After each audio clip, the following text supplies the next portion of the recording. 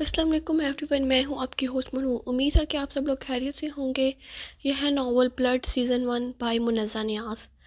آپ چینل کو like, share اور سبسکرائب کر دیں گے۔ اس سے کیا ہوتا ہے کہ جو رائٹر ہے نا اس کو موٹیویشن ملتی ہے۔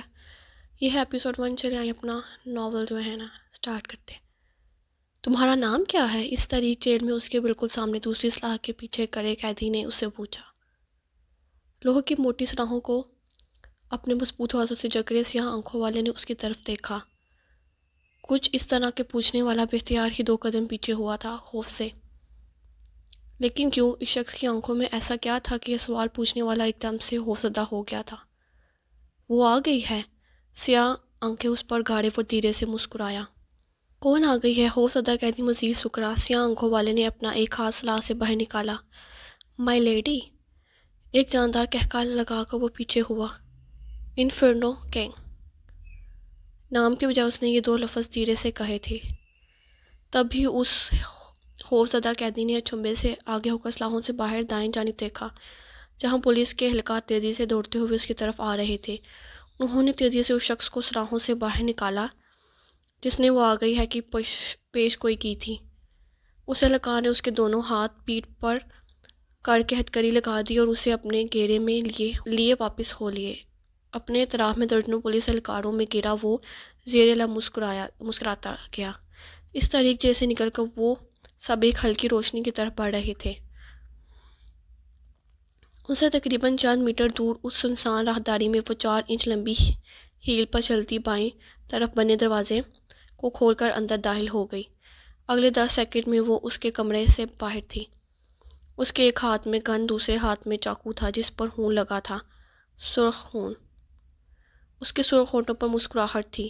اس نے اپنی طرف آتے 2 پولیس اہلکاروں کو دیکھا۔ اس کی مسکراہٹ مزید گہری ہوئی۔ میں تم دونوں کا ہی انتظار کر رہی تھی، ہلکی آواز میں کہتے اس نے تابڑتوڑ ان پر گولیاں برسا دیں۔ وہ دونوں کٹے بکروں کی طرح تڑپتے ہوئے ساکت ہو گئے اور پھر بہت سے قدموں کی آوازیں اس کے پیٹھ پر ابھری تھیں۔ اس نیم تاریک حال میں وہ کرسی کے پشت سے ٹیک لگائے چھت کو گھور رہا تھا۔ پورا ہار خالی تھا۔ اس کے دائیں طرف وہ لڑکی سامنے فرش پر پڑے لہوحان آدمی کو تیز ہوتے تنفس کے ساتھ گھور رہی تھی۔ اس کی آنکھوں کی ڈوریاں سرخ ہو رہی تھیں جہاں خون اترا ہوا تھا۔ اس نے ہاتھ میں پکڑی گن کا رخ اس آدمی کی طرف کیا اور وہی اس کا ہاتھ بری طرح کانپا۔ مار دو! دور بڑا شخص سرگوشی میں بولا، جان لیوا سرگوشی میں۔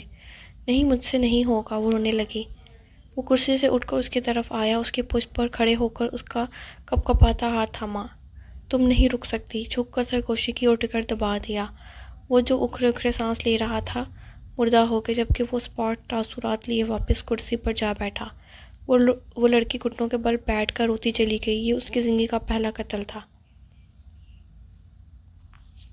نیو یارک کا خوبصورت علاقہ نیلز یارڈ، جو خوبصورتی میں اپنی مثال آپ تھا، اس چھوٹی سی لمبی سڑک کے اطراف میں بنے خوبصورت گھر جو دیکھنے سے تعلق رکھتے تھے۔ اس مصروف سڑک پر چلتی ہوئی ایک گھر کے سامنے رکی، مسکرا کر دائیں بائیں دیکھا، پھر سر جھٹک کر اندر داخل ہو گئی۔ موم!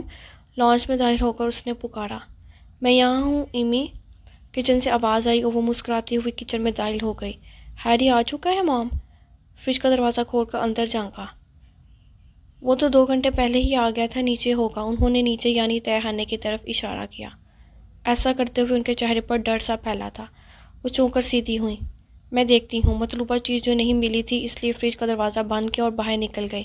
گھوم کر وہ گھر کے پچھلے حصے کی طرف آ گئی۔ زمین پر لگا لکڑی کا دروازہ کھولا۔ اندر تاریکی تھی، گہری تاریکی۔ آہستہ آہستہ وہ سیڑھیاں اترنے لگی۔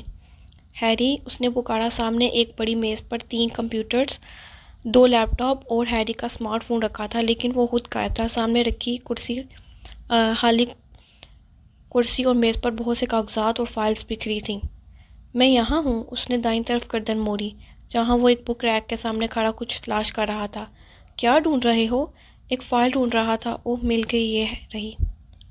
جوش میں کہہ کر فائل باہر نکالی اور جا کر کرسی پر پڑے کاغذات اٹھا کر پھر کرسی پر بیٹھ کر اس نے ایک لیپ ٹاپ اپنی طرف کھسکایا۔ اب اس کی انگلیاں تیز کی بورڈ پر چل رہی تھیں۔ مام نے بتایا کہ تم پچھلے 2 گھنٹے سے یہاں ہو؟ ہاں تو؟ اس کی نظر اب بھی سکرین پر تھی، جہاں ایک ہی جگہ دوسرا سسٹم کھلتا جا رہا تھا۔ مام کو تمہارا یہاں آنا بالکل پسند نہیں ہے، وہ اس کے سر کو دیکھ رہی تھی۔ تم تو مام کو سمجھاؤ نا کہ وہ مجھے روکنا چھوڑ دی، کیونکہ میں نہیں رکنے والا۔ اسکرین کو دیکھتے اس کی آنکھوں میں اچانک ایک چمک ابھری، وہ جیسے اسے کوئی خزانہ مل گیا ہو۔ تم یہ سب چھوڑ کیوں نہیں دیتے؟ جس دن پولیس کے ہاتھ لگ گئے پٹو گے، اس نے ڈرایا۔ پولیس کے لیے ہی کام کر رہا ہوں، وہ مسکرایا۔ کیا مطلب؟ یہ ہے وہ شخص جس کو پولیس اور آرمی پچھلے 7 ماہ سے تلاش کر رہی تھی۔ اس نے اسکرین کی طرف اشارہ کیا۔ ایمی نے دیکھا تک نہیں۔ انہیں نہیں ملا، مگر تم نے اسے ڈھونڈ نکالا ہے، اس نے طنز کیا۔ مجھ پر طنز کرنا بند کرو، بس یہ آخری ہے، اس کے بعد میں ہیکنگ چھوڑ دوں گا، وہ جلدی سے بولا۔ ہر بار یہی کہتے ہو کہ یہ آخری ہے، تم مجھے بتا دو یہ کون سا والا آخری ہے؟ یہ پکا والا آخری ہے، وہ مسکرایا۔ اسٹاپ اپ ہیری، اب بس کر دو۔ اب تو موم کے ساتھ مجھے بھی خوف رہتا ہے کہ کچھ غلط نہ ہو جائے ہمارے ساتھ۔ تم سمجھتے کیوں نہیں اس سب میں جان کا خطرہ ہے؟ اگر تمہیں اپنی پرواہ نہیں تو تم موم کا ہی کچھ خیال کر لو، وہ بہت خوفزدہ رہتی ہیں تمہاری وجہ سے، وہ تیز لہجے میں بولی۔ میں نے کہا نا کہ یہ آخری ہے، اس کے بعد میں یہاں بھٹکوں گا بھی نہیں۔ تم اور موم مل کر میری کھٹائی کرنا اگر جو یہاں نظر آیا، اور میں یہ دیکھو، یہ ہے وہ شخص جس نے پچھلے 1 سال میں مافیا کے ہر گروہ کو مات دی ہے، جس کی وجہ سے پورے شہر میں کھلبلی مچی ہوئی ہے۔ تمہیں معلوم ہے اس نے پچھلے 7 ماہ میں سینکڑوں کی تعداد میں بچوں کو اسمگل کیا ہے، افغانستان، میکسیکو، لیبیا اور ایریٹریا۔ یہ وہ ملک ہے جو انسانی اسمگلنگ کے لیے مشہور ہے، اور یہ رابرٹ ملر نامی شخص جس کو آج تک کسی نے نہیں دیکھا، اس کو میں نے ڈھونڈ نکالا ہے۔ یہ اس کی تصویر ہے۔ اس نے جوش میں بولتے لیپ ٹاپ کی طرف اشارہ کیا جہاں اس کا چہرہ نظر آ رہا تھا۔ ایمی نے اس طرف نہیں دیکھا، وہ بس ہیری کو گھورتی رہی۔ مجھے ان سب میں کوئی دلچسپی نہیں ہے، میں بس آخری بار تمہیں سمجھا رہی ہوں۔ چھوڑ دو سب کہہ کر بٹک جھٹکے سے مڑ کر سیڑھیاں چڑھ گئی۔ کوئی اپنی پسندیدہ چوٹ چھوڑ سکتا ہے، وہ بڑبڑایا۔ وہ جو اتنے آفیسرز کے گھیرے میں آگے بڑھ رہا تھا، اچانک ہی اس کے پیچھے چلتے آفیسرز ایک ایک کر کے غائب ہونے لگے، پھر اس کے اطراف والے، اور پھر دیکھتے ہی دیکھتے اس کے آگے والے۔ اگلے 2 منٹ میں ان کی جگہ 5 لڑکوں نے لے لی، جن میں سے ایک نے اس کے ہاتھ کی ہتھکڑی کھول دی تھی۔ اسے آپ نہیں منصوبہ کہتے ہیں۔ اس کے چہرے پر ایک دل فریب مسکراہٹ تھی۔ دائیں طرف کی راہداری مڑ کر انہوں نے سامنے دیکھا، وہ اکیلی ان درجنوں آدمیوں کو دھول چٹا چکی تھی۔ اس کے چہرے اور کپڑوں پر جا بجا خون کے چھینٹے تھے۔ تیز تیز سانس لیتی وہ ان سب پر ایک نظر ڈال کر موری سامنے وہ کھڑا تھا اور وہ مسکرا رہا تھا۔ میں تمہارا انتظار کر رہا تھا، وہ چل کر اس کے سامنے آ کھڑا ہوا۔ تم میرا انتظار کیوں کر رہے تھے؟ وہ دلکشی سے مسکرائی۔ مجھے تمہارا انتظار کرنا سب سے خوبصورت کام لگتا ہے۔ اپنے ہاتھ سے اس کا چہرہ صاف کیا۔ اور مجھے تمہیں انتظار کروانا۔ اندر کوئی مجھ سے میرا نام پوچھ رہا تھا۔ وہ دونوں ساتھ ساتھ چلنے لگے۔ اچھا، وہ رکی، پھر اسے دیکھا۔ اور تم نے کیا کہا ہوگا؟ جہنم کا بادشاہ؟ اور مسکرا کر آگے بڑھ گئی۔ پلیز مجھے چھوڑ دو، جانے دو، میں نے کچھ نہیں کیا، پلیز چھوڑ دو مجھے۔ وہ لڑکی بری طرح روتے ہوئے ان سب کو دیکھتے ہوئے بول رہی تھی۔ ارے تم رو کیوں رہی ہو؟ ہم سب کو معلوم ہے کہ تم نے کچھ نہیں کیا، سامنے بیٹھا شخص اداسی سے بولا، پھر زور سے ہنسا۔ وہ رونا بھول گئی۔ دفعتاً اس نے ایک شخص کو بائیں طرف کھڑے لڑکے کو دیکھا جو ضبط کیے اسے ہی دیکھ رہا تھا۔ جیک وہ اٹھ کو اس کی طرف آئی۔ کون ہیں یہ لوگ اور مجھے یہاں کیوں لائے ہیں؟ تم ان سے کہو نا کہ مجھے جانے دیں، ہماری شادی ہونے والی ہے، تم کچھ بول کیوں نہیں رہے؟ وہ اس کی شرٹ پکڑ کر چلائی اور وہ لب بھینچے اسے دیکھے گیا۔ سر پلیز اسے جانے دیں۔ وہ اس کا ہاتھ پکڑے اس کے سامنے آ کھڑا ہوا۔ تم نے مجھے پہلے کیوں نہیں بتایا کہ یہ لڑکی تمہاری گرل فرینڈ ہے؟ سامنے بیٹھا شخص صوفے پر مزید پھیل کے بیٹھ گیا۔ اس کی آنکھوں میں صفاقی تھی۔ آپ مجھے مار دیں مگر اسے جانے دیں۔ وہ لڑکی مکمل اس کے پیچھے چھپ گئی تھی۔ اگر یہ لڑکی تھوڑی سی بھی خوبصورت ہوتی تو میں اسے جانے دیتا، مگر یہ تو تھوڑی سی بھی خوبصورت نہیں ہے۔ جیک نے بے اختیار اپنے پیچھے کھڑی نینسی کا مومی ہاتھ تھام لیا۔ یہ کیا کہہ رہا ہے؟ نینسی نے کپکپاتے لہجے میں کہا۔ جیک نے کوئی جواب نہیں دیا۔ سامنے بیٹھے شخص نے اپنے ہاتھ ساتھ رکھی گن اٹھا لی۔ تم مارو گے یا میں ماروں؟ وہ مسکرایا۔ نہیں سر، ایسا مت کرے، وہ معصوم ہے۔ جیک گھر گرایا چاہنے کے باوجود بھی وہ کچھ نہیں کر پا رہا تھا۔ اس شخص نے اپنے آدمی کو اشارہ کیا اور 4 لوگ تیزی سے ان کی طرف بڑھے اور ان دونوں کو الگ کر دیا۔ اب صرف نینسی اس کے سامنے کھڑی تھی۔ جیک، وہ چلائی۔ اچانک سامنے بیٹھے شخص نے اس پر گولیاں چلا دی۔ وہی جھٹکے سے نیچے گری۔ اگلے ہی لمحے اس کا وجود بے جان ہو گیا۔ جیک ساکت کھڑا اسے دیکھے گیا۔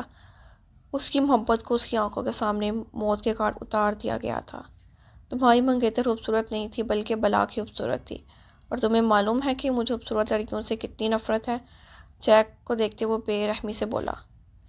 میرا نام ہے جوفسن، لیکن مجھے اپنا دوسرا نام بہت پسند ہے، بیوٹی کلر۔ اس کی ہنسی جیک کے سر پر ہتھوڑے کی طرح برستی رہی۔ کا ملک ہے جس نے ہمارا ڈیٹا اور ہماری گینگ کا پتہ پولیس فورس کو دیا تھا۔ شولڈر کٹ والے عام سے چہرے کی مالک لڑکی جس کی ذہین آنکھوں میں ہر وقت چمک سی رہتی تھی، اپنے سامنے کھڑے کمپیوٹر کے کی بورڈ پر تیز تیز انگلیاں چلاتے بول رہی تھی۔ اس کا نام ہیری ہے، یہ ایک ہیکر ہے، اس کے کمپیوٹر کا سسٹم کافی پیچیدہ ہے، میں اسے ہیک نہیں کر پا رہی، یہ اپنی ماں اور ایک بہن کے ساتھ رہتا ہے۔ پھر اس نے کلک کر کے تصویر سامنے کی۔ وہ ایک خوش شکل لڑکا تھا۔ اس کی وجہ سے تمہیں ایک رات جیل میں گزارنی پڑی۔ اس کے پیچھے کھڑی ارونا نے رابرٹ سے کہا، جو ایک نظر اسے تصویر کو دیکھنے کے بعد پلٹ گیا۔ وہ نہیں جانتا کہ اس نے کس کو چھیڑا ہے۔ وہ ہیکر لڑکی جس کا نام روزلی تھا ان کے پیچھے چل رہی تھی، لیکن بہت جلد جان جائے گا۔ اس کے ساتھ چلتا شیرف بولا، اگر تم کہو تو میں وہاں چلی جاتی ہوں۔ روزلی رابرٹ کے سامنے آ کھڑی ہوئی۔ رابرٹ نے رک کر ایک گہری نظر اس پر ڈالی، جبکہ ارورا نے اس کا بازو پکڑ کر اپنے سامنے کیا اور رابرٹ ان دونوں کو دیکھے بغیر آگے بڑھ گیا۔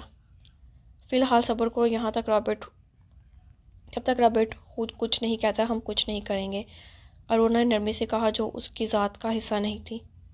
یہاں رابرٹ باس ہے، تم نہیں، اس لیے میں صرف اس کی بات سنوں گی اور مانوں گی۔ روزی نے ایک جھٹکے سے اپنا بازو چھڑوایا۔ ارورا کا چہرہ سرخ ہوا، تب ہی اس نے ایک چناٹے دار تھپڑ اس کے منہ پر مارا۔ روزلی نے بے یقینی سے دیکھا، اسے اس تھپڑ کی توقع نہیں تھی۔ یہاں باس میں ہوں رابرٹ، میرے بغیر کچھ نہیں ہے۔ میں چاہوں تو تمہیں یہاں سے باہر پھینکوا سکتی ہوں اور اس ہیری کو جس نے ہم سے دشمنی مول لی ہے اسے تمہاری جگہ رکھ سکتی ہوں۔ وہ ہمارے لیے بیکار ہوتی جا رہی ہو۔ میں نظر انداز اس لیے کر رہی ہوں کیونکہ تم پچھلے 3 سالوں سے ہمارے ساتھ ہو۔ آئندہ اس لہجے میں مجھ سے بات کرنے کا سوچنا بھی مت، کیونکہ تم جانتی ہو کہ میں کیا کچھ کر سکتی ہوں۔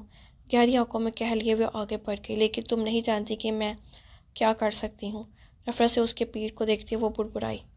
اکھاڑے میں وہ 2 لڑکیاں تھیں جو آمنے سامنے کھڑی تھیں۔ چاروں طرف لوہے کی جالی دار دیواریں تھیں جس کے باہر سینکڑوں کی تعداد میں لڑکیوں نے تالیاں اور سیٹیاں بجا کر اس پرانی بلڈنگ کو سر پر اٹھا رکھا تھا۔ یہ صرف گیم ہے، اس بیچاری کو قتل مت کر دینا۔ دیوار کے بالکل نزدیک مکمل اندھیرے میں ڈوبا وہ اس سے ہلکی مگر شرارتی آواز میں بولا۔ اس کے سر پر سیاہ ہیٹ تھا، بلکہ اس کا پورا لباس ہی سیاہ تھا۔ ارونا نے مسکرا کر گردن موڑ کر اس کی چمکتی سیاہ آنکھوں میں دیکھا۔ تو کیا خود قتل ہو جاؤں؟ مجھے تمہاری یہی ادا مار دیتی ہے۔ ہلکا سا مسکرا کر اس کے بوڑھے بالوں کو دیکھا جو پونی ٹیل میں بندھے تھے۔ ارونا نے سر جھٹکا اور اس کی اپنے لیے دیوانگی کو ہر لمحہ محسوس کرتی تھی۔ اب اس نے اپنے سامنے کھڑی چھوٹی چھوٹی بالوں والی لڑکی کو دیکھا جو اچھل اچھل کر اسے ہی دیکھ رہی تھی۔ اس کے چہرے پر ہلکی سی گھبراہٹ تھی جس کو چھپانے کی وہ ناکام سی کوشش کر رہی تھی۔ ارونا نے اسے آنکھوں کے اشارے سے اپنی طرف آنے کا کہا۔ وہ کافی پرسکون تھی، گھبراہٹ سے اس کا دور دور تک کبھی واسطہ ہی نہیں پڑا تھا۔ وہ لڑکی بھاگتی ہوئی آئی اور ایک گھونسا اس کے چہرے پر مارا۔ ارونا کا منہ بھی چہرہ دوسری طرف مڑا، مگر وہ ہلی تک نہیں تھی۔ اگلے 5 سیکنڈ میں اس لڑکی نے کئی مکے اس کے چہرے اور پیٹھ میں مارے۔ اب کی بار وہ دوہری ہو کر 4 قدم پیچھے ہوئی تھی۔ یکدم ہی پورے ہال میں سناٹا چھا گیا۔ لڑکیاں حیرت سے انہیں دیکھنے لگے، جبکہ رابرٹ کا چہرہ بالکل سپاٹ تھا۔ اگلے منٹ میں وہ اوندھے منہ کے بل گری پڑی تھی۔ اس کے منہ سے خون نکل رہا تھا۔ رابرٹ کی مٹھیاں بھیج گئی۔ یہ کیا کر رہی ہو؟ اگر نہیں لڑنا تو پہلے بتاتی۔ وہ پنجوں کے بل اپنے سامنے اوندھی منہ پڑی ارونا سے بولا جو کھانسے ہوئے اٹھ بیٹھی تھی۔ تم نے کہا تھا کہ اسے قتل مت کر دینا۔ اس کو دیکھتے وہ ہنسی جسے وہ جیسے وہ اسے کوئی فرق نہیں پڑا اسے کتنی مار پڑی ہے۔ تم وہی رو جو تم ہو، زیادہ رحم دل بننے کی ضرورت نہیں ہے۔ وہ اٹھ کھڑا ہوا۔ وہ لڑکی بھاگتی ہوئی آئی اور بنا جاگر والا پیر ارورا کے سر میں مارا۔ فرش پر گرتے اسے رابرٹ کے چہرے کو دیکھا جو بے یقینی سے اسے دیکھ رہا تھا۔ اس لڑکی نے ارورا کو بالوں سے پکڑ کر کھڑا کیا۔ ہم نے بیکار میں پیسے لگائے، پیچھے کو لڑکا بولا تھا۔ اچانک ہی ارورا نے اپنے بال ایک جھٹکے سے آزاد کروا کے اس کی پیٹھ میں گھٹنا مارا۔ وہ دوہری ہوئی دوسرا گھٹنا اس کے ناک پر پڑا۔ کالر اور شرٹ سے پکڑ کر اس نے اس لڑکی کو بے رحمی سے لوہے کی دیوار میں دے مارا۔ مائی کریمنل گرل۔ اس کے چہرے پر خوبصورتی سے مسکراہٹ بکھر گئی۔ ارورا اسے سنبھالنے کا موقع دیے بغیر آگے بڑھی اور لاتعداد خون سے صرف اس کے چہرے پر مارے۔ شعلے کو ہوا دو گے تو بھڑکے گا نہ، بجھے گا نہیں۔ اگلے 2 منٹ میں اب وہ لڑکی بے جان سی اس کے سامنے فرش پر پڑی تھی۔ ایک اچھی لڑکی کتنی ہے بے رحم ہو سکتی ہے؟ رابرٹ نے ارورا کو دیکھ کے دلچسپی سے کہا۔ پورے ہال میں اتنا شور تھا کہ رابرٹ اپنی آواز بمشکل سن پایا۔ گہرے گہرے سانس پڑتے ارورا نے اپنے بال ہونے کی قید سے آزاد کیے، پھر رابرٹ کو دیکھا اور معصومیت سے مسکرائی۔ کتنی خوبصورت لگتی تھی وہ جب ایسے مسکراتی تھی، رابرٹ نے سوچا۔ لوہے کا دروازہ کھول کر وہ اس کے سامنے آ کھڑی ہوئی۔ تمہیں درد ہو رہا ہے؟ رابرٹ نے اس کے گال کو انگلی سے چھوا۔ نہیں تو وہ ہلکا سا ہنسی۔ میں بتا رہا ہوں، پوچھ نہیں رہا۔ بالکل سنجیدہ تھا۔ کیا تم بھی پریشان ہوتے ہو؟ اشارے سے بولی۔ صرف تمہارے لیے ہوتا ہوں، چلو بینڈیج کر دیتا ہوں۔ اس کا ہاتھ پکڑے وہ باہر کی طرف چلنے لگا۔